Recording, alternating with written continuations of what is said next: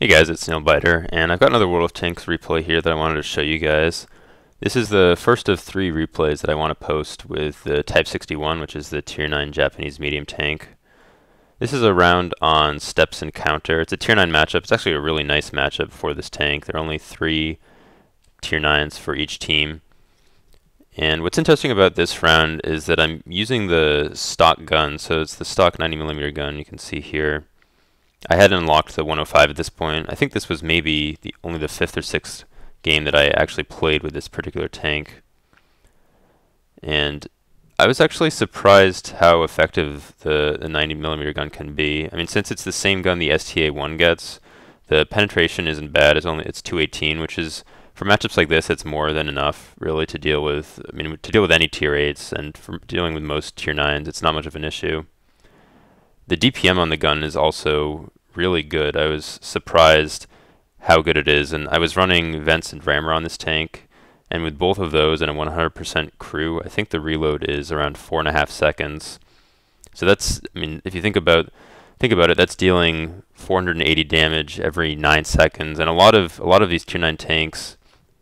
I remember playing the Leopard PTA, and with its top gun, I think it had a 390 alpha damage top gun, and that reloaded in maybe around 10 seconds. So that just gives you an idea of how good the DPM is on this tank.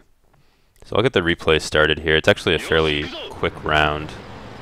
I'm going to be heading towards the cap, which is what I typically do now on this map. I find it's generally just safer to go that way. And it's also good to be able to take that position instead of having to, you know, if the enemy team has won the cap side of this map and having to push on them, you get to take up a defensive position.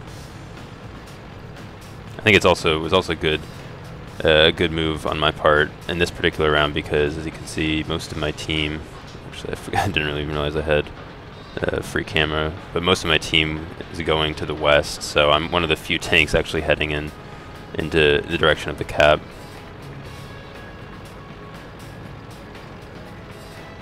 So I'm going to push up here and be a little aggressive considering the fact that I don't really have much support, but I'm going to just try to get some early spots. The enemy team doesn't really have very many medium tanks, so I'm not too worried about getting rushed really early on. And this is something you'll see a lot of people do, is to move up into this position and try to get lights on the enemy tanks that are crossing. So I spot that Type 62 just before he gets behind the rock, and I spot the Conqueror. And I'm going to see if I can get a shot into him as he tries to cross. So that's his stop there, and I put one shot into him and he misses. I'm going to take another shot. It goes through. It looks like I actually penned him in the turret a couple of times there. I know the Conqueror turret is pretty weak. And as you can see, the reload on this gun is great, and the aim time and accuracy are also pretty good. I decided to sneak a shot there because he was just sitting out in the open. I figured might as well try it. Get a nice shot there into the IS-6, which it looked like hit him kind of on the back, on the top of the back of his tank. I'm not exactly sure how that went in, but I'll take the damage. I think this is really the ideal gun to have in this situation because I'm able to switch targets really quickly and shoot at each tank that tries to cross instead of having to wait for my long reload. The other thing that's nice about having this gun with high DPM is I'm better able to hold back some of these enemy tanks. It makes them a little hesitant to move up when they know that I can shoot them as soon as they move out and do a lot of damage to them pretty quickly. So that IS-3 pushes up somewhat aggressively around the corner, and I get one shot into him. I take a snapshot there and get sort of lucky that I track him, and with a quick reload I'm able to retrack him there, and now he's pretty much toast. I can just keep aiming at his track. It looks like he doesn't have a repair kit or a repair crew. And with the accuracy on this gun, I can just keep hitting that spot. And just look at how fast that reload rate is. So nobody's watching the middle, so I'm going to move back over to that position and see if I can spot anything else. There, a Jagdtiger pops up, so I'm going to try to get some shots into him. He's not looking in my direction, so I'm thinking, this is a great opportunity to get some side shots. I decided instead to shoot that Type 62. I got a bit of a snapshot there. Was sort of fortunate for that to go in. And I get a nice shot into the lower plate of the Jagdtiger, which sets him on fire. Unfortunately, it looked like he had a automatic fire extinguisher. Super Pershing is sticking out a little bit, and I get a really nice shot into the back of his tank and set him on fire. Put another shot into him. And one more. With 3 shots, I'm just able to completely cripple him. I really could have killed him there. I didn't give myself enough lead with that shot. But I did. I did like 1,500 damage to him with about 3 shots, so I'll take that. This round is pretty much already over. We're up 9-2. The other flank got demolished. And I see the Jagdtiger's now on cap, so I'm just going to go and try to get a few shots into him.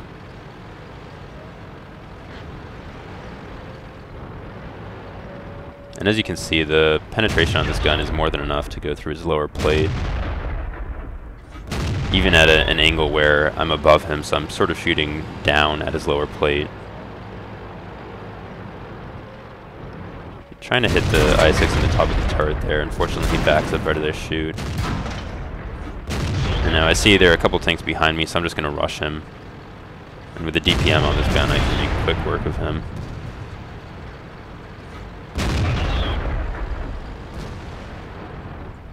Get the kill there. It's my second kill.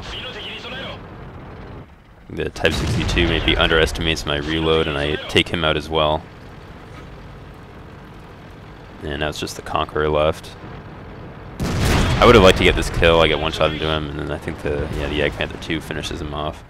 So a really good round. I end with over 6,000 damage in a pretty short amount of time. This round only lasted about 5 minutes. So let me show you the end plates here. So here are the end plates. I ended up with just about 1,500 base experience. And I got the high caliber medal, which is, I think, the new medal. They added in 8.11. You get it for dealing 20% worth of the enemy's entire pool of hit points and damage, I'm pretty sure. And then I also got Ace Tanker. So a really good round. I was pretty happy with this game, especially considering the fact that it was only I think it was maybe the 6th round that I played with this tank.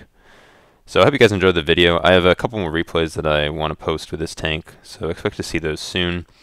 Thanks for watching, and I'll see you guys later.